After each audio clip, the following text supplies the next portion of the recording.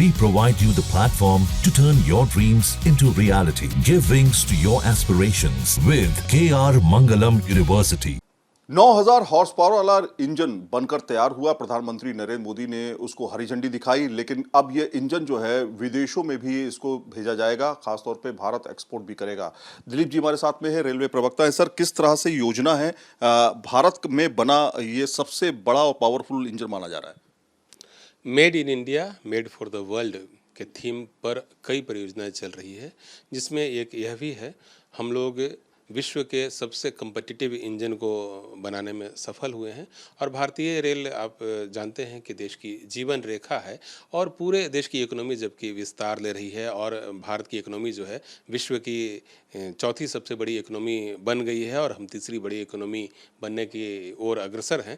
तो ऐसे में परिवहन की भूमिका जो है और लॉजिस्टिक की भूमिका काफ़ी महत्वपूर्ण होगी। तो जो D9 इंजन दाहोद में बन रहा है वह निश्चित रूप से भारतीय रेल के विकास में और भारतीय परिवहन व्यवस्था के विकास में बहुत महत्वपूर्ण भूमिका निभाएगा। इससे हमारी जो रिक्वायरमेंट है वह फुलफिल होगी और हम ज़्यादा हॉलिंग पावर के ट्रेन को चला सकने में सफल होंगे। साथ ही अभी कई बार ट्रेन को चलाने के लिए, जो फ्रेट ट्रेन होती है खास करके, चलाने के लिए हमको 2 पावर का इस्तेमाल करना पड़ता है। तो ये D9 लोकोमोटिव के यूज से अब सिंगल पावर की हॉलिंग से ही हम लोग अधिक कैपेसिटी 4500 से 5000 टन वाली जो ट्रेनें हैं उसको हम लोग ग्रेडियंट सेक्शन में भी चलाने में सफल होंगे। तो निश्चित रूप से जब इतना बढ़िया प्रोडक्ट भारत में बना है तो कई देशों में इसके निर्यात की संभावनाओं की तलाश की जा रही है।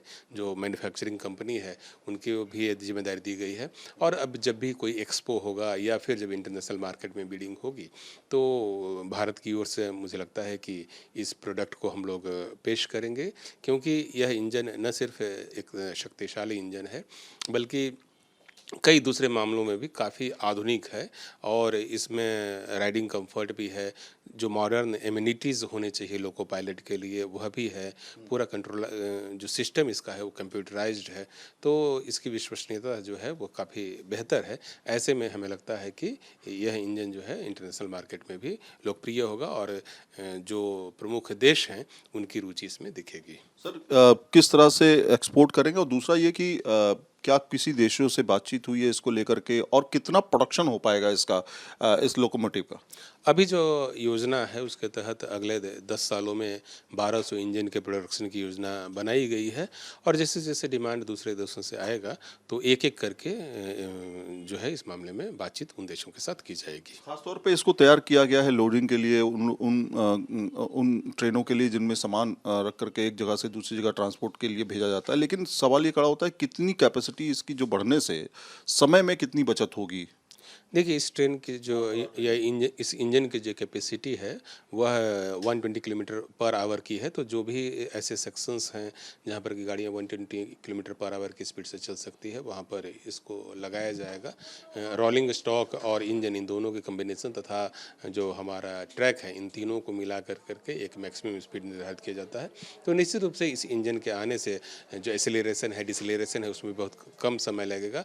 और इस इंजन की एक और खासियत है कि यह बिजली जो है जनरेट भी करता है। कैसे कि जब जब ब्रेक लगाएगा तब इलेक्ट्रिसिटी जनरेशन होगा और वह हमारा जो मेन सिस्टम है, OHE का जो सिस्टम है, ओवरहेड इक्विपमेंट, उसके माध्यम से मेन ग्रिड में फिर बिजली को भेजेगा। तो इस मामले में यह एक आधुनिक स्टेप भी है। सुरक्षा के मामले में कवच सिस्टम और तमाम तरह की सुरक्षा चीज़ें लगी।